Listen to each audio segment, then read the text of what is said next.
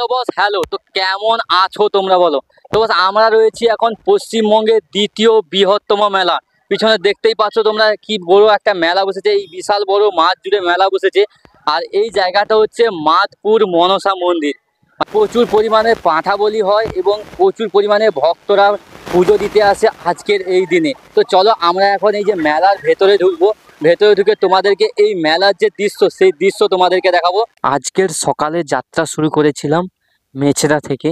আজকের গন্তব্য হচ্ছে মাধপুর মইসা গ্রামের মা মনসা মন্দির। আর এখানে মনসা মন্দিরে ঢোকার আগেই হঠাৎ করে ট্রেনটা দাঁড়িয়ে গেছে। এখানে লোকমুখে শোনা যায় পুজো চলাকালীন 3 দিন যত ট্রেন এখান দিয়ে পাস হয় সব ট্রেন নাকি খানিকক্ষণের জন্য দাঁড়িয়ে যায়।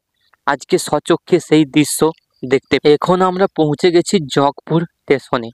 আর স্টেশনের অবস্থা তোমরা দেখতেই পাচ্ছ, হাজার হাজার লাখ লাখ ভক্তের ভিড় এবং চারিদিক থেকে এই মন্দিরে ভক্তরা ছুটে আসছে।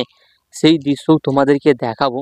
স্টেশন থেকে এগিয়ে এসে আমরা যাচ্ছি মন্দিরের উদ্দেশ্যে এবং মন্দিরে যাওয়ার যে রাস্তা, সেই রাস্তার অবস্থা তোমরা দেখতেই পাচ্ছ।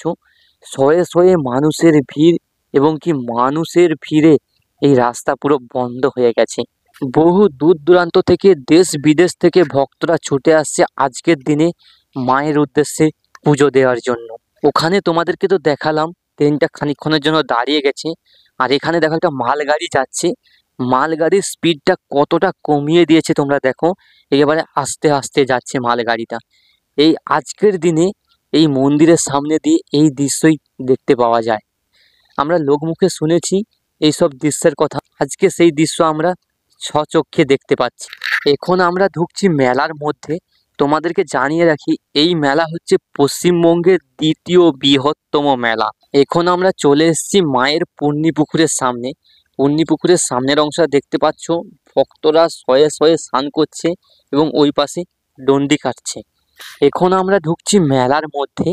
এই মেলাতে কি দোকান নেই, তারই দোকান থেকে ঘুগনি মুড়ি দোকান, হোটেল থেকে মায়ের পুজোর ডালার দোকান এবং কি স্টেশনারি দোকান, হরেক মাল দোকান, সব কিছু রয়েছে এই মেলার মধ্যে। তো চলো এখন তোমাদেরকে দেখাই মেলায় যেসব দোকানদানিগুলো বসেছে।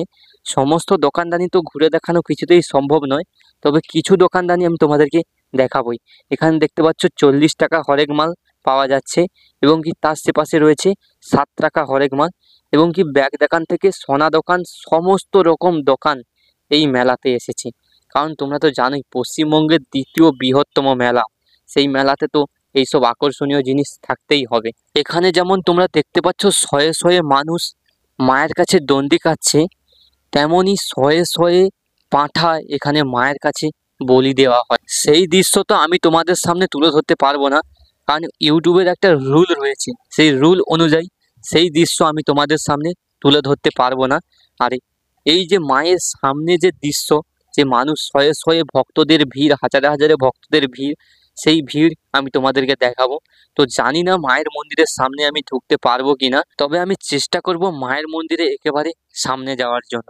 ভেতরে তো আমি ঢুকতেই পারবো না, কারণ এই পুজো চলাকালীন 3 দিন এখানে মায়ের মন্দিরের ভেতরে মানে গর্ভগৃহে কোনো ভক্তদের ঢোকানো হয় না। এখন আমি চলে এসেছি মায়ের মন্দিরের ঠিক সামনের অংশে। সামনে তোমরা দেখতেই পাচ্ছ প্রায় কয়েক লাখ ভক্তের ভিড় আজকের এই দিনে।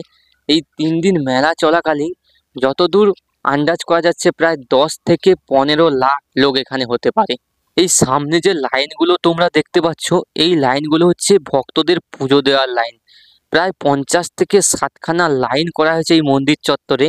প্রত্যেকটা লাইনে 500 থেকে 600 ভক্ত লাইন দিয়ে আছে পুজো দেওয়ার জন্য।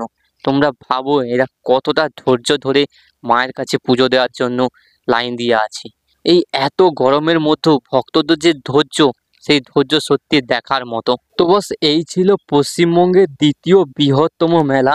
এই মেলাতে হাজার হাজার লাখ লাখ ভক্তের ভিড়।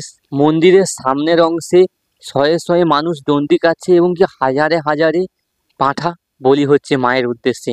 এই সব কিছুই আজকে তোমাদের মধ্যে তুলে ধরলাম। তোমাদের ভিডিওটা কেমন লাগলো অবশ্যই কমেন্ট বক্সে জানিয়ে যাও। চলো আজকের মতো এখান পর্যন্ত, দেখা হচ্ছে নতুন ভিডিওর সঙ্গে, নতুন রূপে, নতুন সাজে। আজকের মতো ta-ta, bye bye, Radhe Radhe বস।